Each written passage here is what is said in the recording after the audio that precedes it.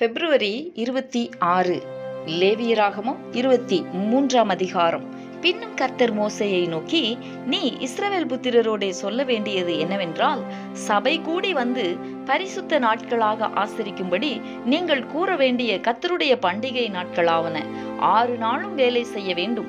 7ஆம் நாள் பரிசுத்த சபை கூடுதலான ஓய்வு நாள். அதில் ஒரு வேலையும் செய்ய வேண்டாம். அது உங்கள் வாசஸ்தலங்களிலெல்லாம் கர்த்தருக்கென்று ஓய்ந்திருக்கும் நாளாய் இருப்பதாக. சபை கூடி வந்து பரிசுத்தமாய் ஆசரிக்கும்படி நீங்கள் குறித்த காலத்தில் கூற வேண்டிய கர்த்தரின் பண்டிகைகளாவன. 1ஆம் மாதம் 14ஆம் தேதி அந்தி நேரமாகிற வேளையிலே கர்த்தரின் பஸ்கா பண்டிகையும், அந்த மாதம் 15ஆம் தேதியிலே கர்த்தருக்கு புளிப்பில்லா அப்ப பண்டிகையுமாய் இருக்கும். 7 நாள் புளிப்பில்லா அப்பங்களை புசிக்க வேண்டும். 1ஆம் நாள் உங்களுக்கு பரிசுத்தமான சபை கூடுதல். அதிலே சாதாரணமான யாதொரு வேலையும் செய்ய வேண்டாம். 7 நாளும் கர்த்தருக்கு தகன பலியிட வேண்டும். 7ஆம் நாள் பரிசுத்தமான சபை கூடுதல். அதில் சாதாரணமான யாதொரு வேலையும் செய்யலாகாது என்று சொல் என்றார். பின்னும் கர்த்தர் மோசேயை நோக்கி, நீ இஸ்ரவேல் புத்திரரோடே சொல்ல வேண்டியது என்னவென்றால், நான் உங்களுக்கு கொடுக்கும் தேசத்தில் நீங்கள் போய் சேர்ந்து அதன் வெள்ளாண்மையை அறுக்கும் போது உங்கள் அறுப்பின் முதற்பலனாகிய ஒரு கதிர்கட்டை ஆசாரியனிடத்தில் கொண்டு வர கடவீர்கள்.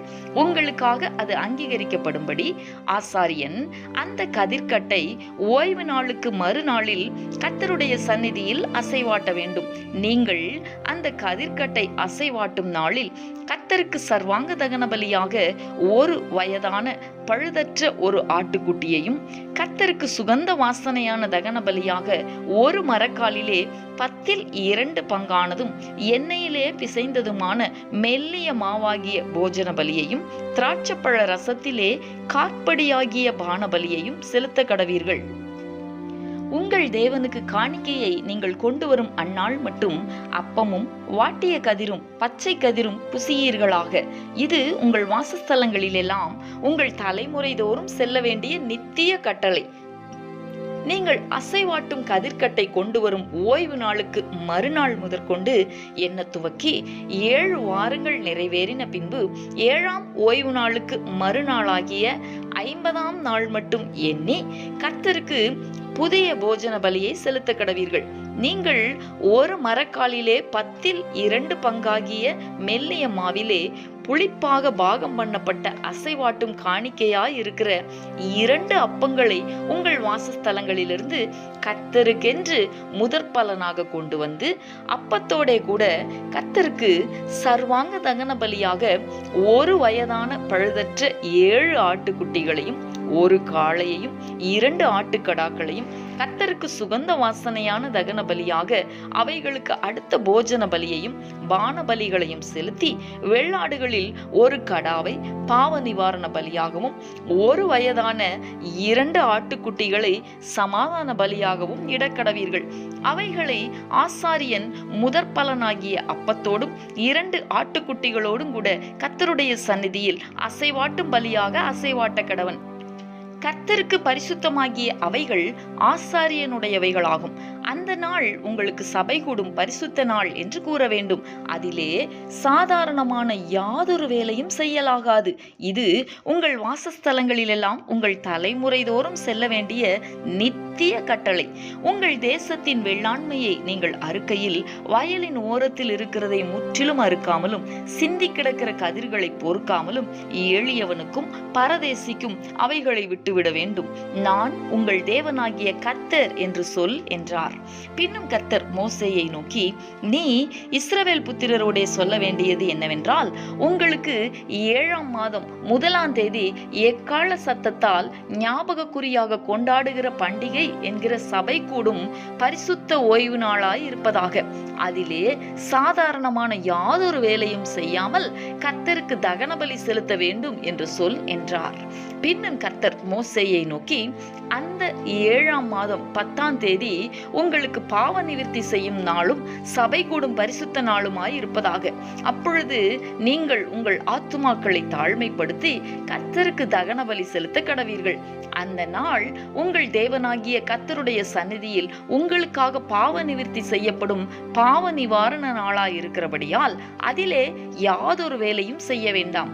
அந்நாளிலே தன்னை தாழ்மைப்படுத்தாத எந்த ஆத்துமாவும் தன் ஜனத்தில் இராதபடிக்கு அறுப்புண்டு போவான்.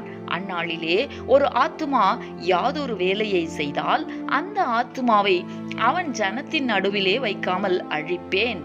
அதில் நீங்கள் எந்த வேலையும் செய்யாதிருப்பது உங்கள் வாசஸ்தலங்களிலெல்லாம் உங்கள் தலைமுறை தோறும் செல்ல வேண்டிய நித்திய கட்டளை.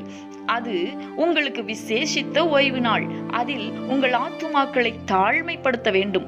அந்த மாதத்தின் 9ஆம் தேதி சாயங்காலம் துவக்கி மறுநாள் சாயங்காலம் மட்டும் உங்கள் ஓய்வை ஆசரிக்க கடவீர்கள் என்றார்.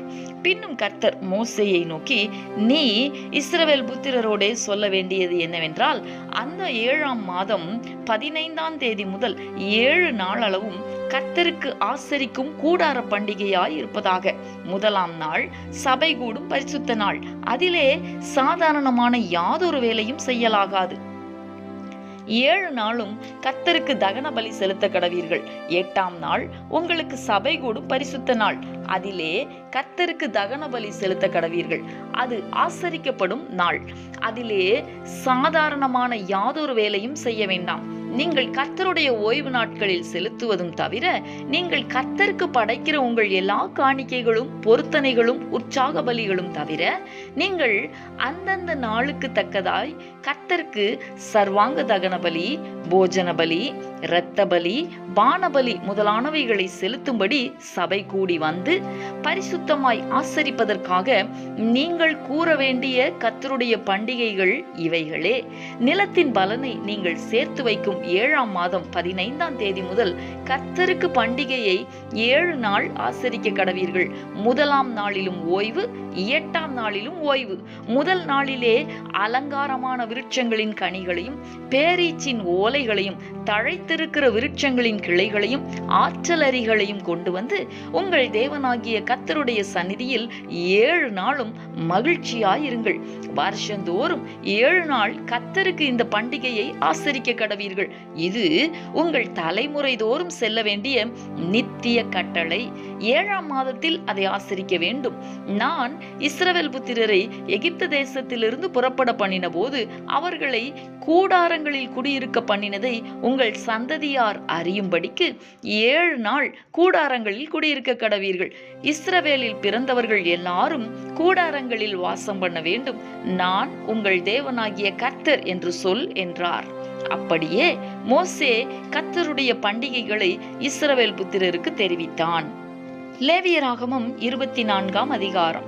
பின்னும் கர்த்தர் மோசேயை நோக்கி, குத்து விளக்கு எப்பொழுதும் எரிந்து கொண்டிருக்கும்படி அதற்காக இடித்து பிழிந்த தெளிவான ஒலிவ எண்ணெயை இஸ்ரவேல் புத்திரர் உன்னிடத்தில் கொண்டு வரும்படி அவர்களுக்கு கட்டளையிடு. ஆசரிப்பு கூடாரத்தில் சாட்சி சந்நிதியின் திரைக்கு வெளிப்புறமாக ஆரோன் அதை எப்பொழுதும் சாயங்காலம் தொடங்கி விடியற்காலம் மட்டும் கர்த்தருடைய சந்நிதியில் எரியும்படி ஏற்ற கடவன். இது உங்கள் தலைமுறை தோறும் செல்ல வேண்டிய நித்திய கட்டளை.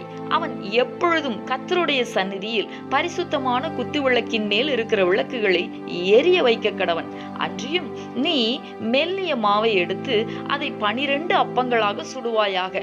ஒவ்வொரு அப்பம் மரக்காலிலே 10ல் 2 பங்கு மாவினால் செய்யப்பட வேண்டும். அவைகளை நீ கர்த்தருடைய சந்நிதியில் பரிசுத்தமான மேஜையின் மேல் 2 அடுக்காக ஒவ்வொரு அடுக்கில் அவ்வாறு அப்பம் இருக்கும்படியாக வைத்து ஒவ்வொரு அடுக்கினிடத்தில் சுத்தமான தூபவர்க்கம் போட கடவாய். அது அப்பத்தோடு இருந்து ஞாபக குறியாக கர்த்தருக்கு ஏற்ற தகன பலியாய் இருக்கும். அப்பத்தை நித்திய உடன்படிக்கையாக இஸ்ரவேல் புத்திரர் கையிலே வாங்கி ஓய்வு நாள் தோறும் கர்த்தருடைய சந்நிதியில் அடுக்கி வைக்க கடவன். அது ஆரோனையும் அவன் குமாரரையும் சேரும். அதை பரிசுத்த இடத்திலே புசிக்க கடவர்கள். நித்திய கட்டளையாக கர்த்தருக்கு இடப்படும் தகன பலிகளில் அது அவனுக்கு மகா பரிசுத்தமாயிருக்கும் என்றார். அக்காலத்திலே இஸ்ரவேல் ஜாதியான ஸ்திரீக்கும் எகிப்திய புருஷனுக்கும் பிறந்த புத்திரனாகிய ஒருவன் இஸ்ரவேல் புத்திரரோடே கூட புறப்பட்டு வந்திருந்தான். இவனும் இஸ்ரவேலனாகிய ஒரு மனிதனும் பாளையத்திலே சண்டை பண்ணினார்கள். அப்பொழுது இஸ்ரவேல் ஜாதியான அந்த ஸ்திரீயின் மகன் கர்த்தரின் நாமத்தை நிந்தித்து தூஷித்தான். அவனை மோசேயினிடத்தில் கொண்டு வந்தார்கள். அவன் தாயின் பேர் செலோமித். அவள் தான் கோத்திரத்தானாகிய திப்ரியின் குமாரத்தி. கர்த்தரின் வாக்கினாலே தங்களுக்கு உத்தரவு வரும் மட்டும் அவனை காவல் படுத்தினார்கள். அப்பொழுது கர்த்தர் மோசேயை நோக்கி, தூஷித்தவனை பாளையத்துக்கு புறம்பே கொண்டு போ. கேட்டவர்கள் எல்லாரும் தங்கள் கைகளை அவன் தலையின் மேல் வைப்பார்களாக. பின்பு சபையார் எல்லாரும் அவனை கல்லெறிய கடவர்கள். மேலும் நீ இஸ்ரவேல் புத்திரரை நோக்கி, எவனாகிலும் தன் தேவனை தூஷித்தால் அவன் தன் பாவத்தை சுமப்பான். கர்த்தருடைய நாமத்தை நிந்திக்கிறவன் கொலை செய்யப்பட வேண்டும். சபையார் எல்லாரும் அவனை கல்லெறிய வேண்டும். பரதேசியானாலும் சுதேசியானாலும் கர்த்தரின் நாமத்தை தூஷிக்கிறவன் கொலை செய்யப்பட வேண்டும். ஒரு மனிதனை கொல்லுகிறவன் எவனோ அவன் கொலை செய்யப்பட வேண்டும். மிருகத்தை கொன்றவன் மிருகத்துக்கு மிருகம் கொடுக்க கடவன். ஒருவன் பிறனை ஊனப்படுத்தினால் அவன் செய்தபடியே அவனுக்கும் செய்யப்பட கடவது. நொறுக்குதலுக்கு நொறுக்குதல், கண்ணுக்கு கண், பல்லுக்கு பல். அவன் ஒரு மனிதனை ஊனப்படுத்தினது போல அவனும் ஊனப்படுத்தப்பட வேண்டும். மிருகத்தை கொன்றவன் பதில் கொடுக்க வேண்டும். மனிதனை கொன்றவனோ கொலை செய்யப்பட கடவன். உங்களில் பரதேசிக்கும் சுதேசிக்கும் ஒரே நியாயம் இருக்க வேண்டும். நான் உங்கள் தேவனாகிய கர்த்தர் என்று சொல் என்றார். அப்படியே தூஷித்தவனை பாளையத்துக்கு புறம்பே கொண்டு போய் அவனை கல்லெறியும்படி மோசே இஸ்ரவேல் புத்திரரோடே சொன்னான். கர்த்தர் மோசேக்கு கட்டளையிட்டபடியே செய்தார்கள். சங்கீதம் 57. எனக்கு இரங்கும் தேவனே, எனக்கு இரங்கும். உம்மை என் ஆத்துமா அண்டிக் கொள்ளுகிறது. விக்கினங்கள் கடந்து போகும் மட்டும் உமது செட்டைகளின் நிழலிலே வந்து அடைவேன். எனக்காக யாவையும் செய்து முடிக்க போகிற தேவனாகிய உன்னதமான தேவனை நோக்கி கூப்பிடுவேன். என்னை விழுங்க பார்க்கிறவன் என்னை நிந்திக்கையில் அவர் பரலோகத்திலிருந்து ஒத்தாசை அனுப்பி என்னை ரட்சிப்பார். தேவன் தமது கிருபையையும் தமது சத்தியத்தையும் அனுப்புவார். என் ஆத்துமா சிங்கங்களின் நடுவில் இருக்கிறது. தீயை இறைக்கிற மனுபுத்திரருக்குள்ளே கிடக்கிறேன். அவர்கள் பற்கள் ஈட்டிகளும் அம்புகளும், அவர்கள் நாவு கருக்கான பட்டயமுமாய் இருக்கிறது. தேவனே, வானங்களுக்கு மேலாக உயர்ந்தருளும். உமது மகிமை பூமி அனைத்தின் மேலும் உயர்ந்திருப்பதாக. என் கால்களுக்கு கண்ணியை வைத்திருக்கிறார்கள். என் ஆத்துமா தொய்ந்து போயிற்று. எனக்கு முன்பாக குழியை வெட்டி அதன் நடுவிலே விழுந்தார்கள். என் இருதயம் ஆயத்தமாயிருக்கிறது. தேவனே, என் இருதயம் ஆயத்தமாயிருக்கிறது. நான் பாடி கீர்த்தனம் பண்ணுவேன். என் மகிமையே விழி, வீணையே சுரமண்டலமே விழியுங்கள். அதிகாலையில் விழித்துக் கொள்வேன். ஆண்டவரே, ஜனங்களுக்குள்ளே உம்மை துதிப்பேன். ஜாதிகளுக்குள்ளே உம்மை கீர்த்தனம் பண்ணுவேன். உமது கிருபை வான பரியந்தமும் உமது சத்தியம் மேக மண்டலங்கள் பரியந்தமும் எட்டுகிறது. தேவனே, வானங்களுக்கு மேலாக உயர்ந்தருளும். உமது மகிமை பூமி அனைத்தின் மேலும் உயர்ந்திருப்பதாக. மார்க்கு எழுதின சுவிசேஷம் 1 அதிகாரம் 1 முதல் 20 வரைக்கும் உள்ள வசனங்கள். தேவனுடைய குமாரனாகிய இயேசு கிறிஸ்துவினுடைய சுவிசேஷத்தின் ஆரம்பம். இதோ, நான் என் தூதனை உமக்கு முன்பாக அனுப்புகிறேன். அவன் உமக்கு முன்னே போய் உமக்கு வழியை ஆயத்தம் பண்ணுவான் என்றும், கர்த்தருக்கு வழியை ஆயத்தப்படுத்துங்கள், அவருக்கு பாதைகளை செவ்வை பண்ணுங்கள் என்று வனாந்தரத்திலே கூப்பிடுகிறவனுடைய சத்தம் உண்டாகும் என்றும் தீர்க்கதரிசன ஆகமங்களில் எழுதியிருக்கிற பிரகாரமாய் யோவான் வனாந்தரத்தில் ஞானஸ்நானம் கொடுத்து பாவ மன்னிப்புக்கென்று மனம் திரும்புதலுக்கு ஏற்ற ஞானஸ்நானத்தை குறித்து பிரசங்கம் பண்ணி கொண்டிருந்தான். அப்பொழுது யூதேயா தேசத்தார் அனைவரும் எருசலேம் நகரத்தார் யாவரும் அவனிடத்திற்கு போய் தங்கள் பாவங்களை அறிக்கையிட்டு யோர்தான் நதியில் அவனால் ஞானஸ்நானம் பெற்றார்கள். யோவான் ஒட்டகமயிர் உடையை தரித்து தன் அறையில் வார்க்கச்சையை கட்டி கொண்டவனாயும் வெட்டுக்கிளியையும் காட்டுத்தேனையும் புசிக்கிறவனாயும் இருந்தான். அவன் என்னிலும் வல்லவர் ஒருவர் எனக்கு பின் வருகிறார். அவருடைய பாதரட்சைகளின் வாரை குனிந்து அவிழ்க்கிறதற்கும் நான் பாத்திரன் அல்ல. நான் ஜலத்தினால் உங்களுக்கு ஞான ஸ்நானம் கொடுத்தேன், அவரோ பரிசுத்த ஆவியினால் உங்களுக்கு ஞான ஸ்நானம் கொடுப்பார் என்று பிரசங்கித்தான். அந்த நாட்களில் இயேசு கலிலேயாவில் உள்ள நாசரேத்தூரிலிருந்து வந்து யோர்தான் நதியில் யோவானால் ஞானஸ்நானம் பெற்றார். அவர் ஜலத்திலிருந்து கரையேறின உடனே வானம் திறக்கப்பட்டதையும் ஆவியானவர் புறாவைப் போல் தம்மேல் இறங்குகிறதையும் கண்டார். அன்றியும் நீர் என்னுடைய நேசகுமாரன், உம்மில் பிரியமாயிருக்கிறேன் என்று வானத்திலிருந்து ஒரு சத்தம் உண்டாயிற்று. உடனே ஆவியானவர் அவரை வனாந்தரத்திற்கு போகும்படி ஏவினார். அவர் வனாந்தரத்திலே 40 நாள் இருந்து சாத்தானால் சோதிக்கப்பட்டு அங்கே காட்டு மிருகங்களின் நடுவிலே சஞ்சரித்துக் கொண்டிருந்தார். தேவதூதர்கள் அவருக்கு ஊழியம் செய்தார்கள். யோவான் காவலில் வைக்கப்பட்ட பின்பு இயேசு கலிலேயாவிலே வந்து தேவனுடைய ராஜ்யத்தின் சுவிசேஷத்தை பிரசங்கித்து, காலம் நிறைவேறிற்று, தேவனுடைய ராஜ்யம் சமீபமாயிற்று, மனம் திரும்பி சுவிசேஷத்தை விசுவாசியுங்கள் என்றார். அவர் கலிலேயா கடலோரமாய் நடந்து போகையில் மீன் பிடிக்கிறவர்களாயிருந்த சீமோனும் அவன் சகோதரன் அந்திரேயாவும் கடலில் வலை போட்டுக் கொண்டிருக்கிற போது அவர்களை கண்டார். இயேசு அவர்களை நோக்கி, என் பின்னே வாருங்கள், உங்களை மனுஷரை பிடிக்கிறவர்களாக்குவேன் என்றார். உடனே அவர்கள் தங்கள் வலைகளை விட்டு அவருக்கு பின் சென்றார்கள். அவர் அவ்விடம் விட்டு சற்று அப்புறம் போன போது செபதேயுவின் குமாரன் யாக்கோபும் அவன் சகோதரன் யோவானும் படவிலே வலைகளை பழுது பார்த்து கொண்டிருக்கிறதை கண்டு உடனே அவர்களையும் அழைத்தார். அப்பொழுது அவர்கள் தங்கள் தகப்பனாகிய செபதேயுவை கூலியாட்களோடு படவிலே விட்டு அவருக்கு பின் சென்றார்கள்.